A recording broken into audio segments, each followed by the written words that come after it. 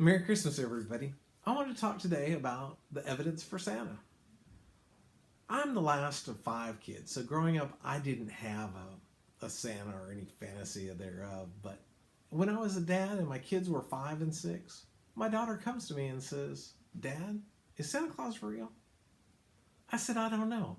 I don't believe in Santa Claus, but I don't want to discourage you from believing in him." My son was animate. He says, "I believe in Santa Claus." And then I explained, I said, well, there's different ways you can believe in Santa Claus. You could believe that it's just a feeling of love and giving that we have at the end of the year.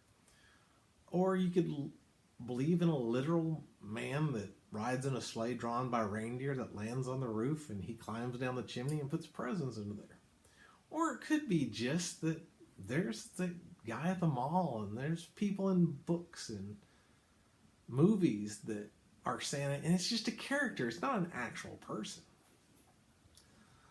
Well, even though my son believed, my daughter was pretty skeptical. So on Christmas Eve, the family had all gone to bed, and my daughter wakes up and she looks underneath the tree and there aren't any presents. Well, I woke up in the wee hours of the morning, put the presents under the tree, and then I went back to bed. Well, then my daughter wakes up and she sees the presents under the tree and she wakes up, Dad, there is a Santa Claus. So I get out of bed and we all see the presents, unwrap them, and it's Christmas. Well, we were living in an apartment that I didn't want to raise my family in. It was roach infested. It was a bad place to be.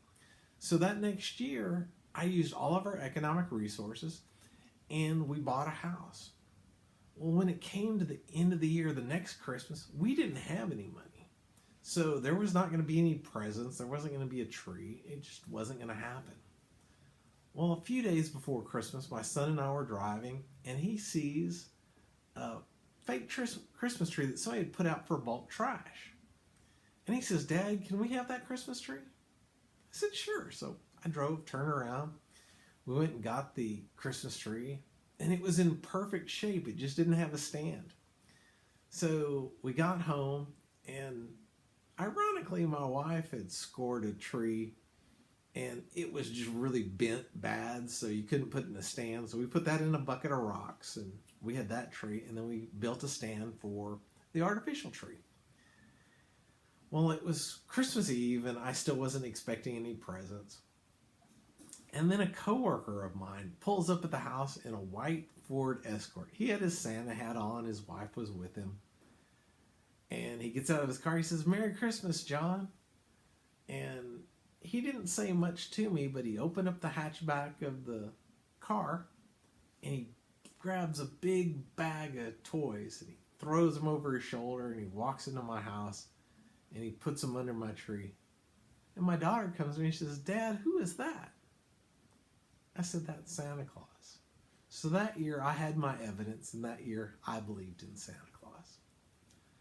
So I really love just letting our kids figure stuff out on their own. And the most important thing is that we love each other. Love you all, and Merry Christmas, everybody.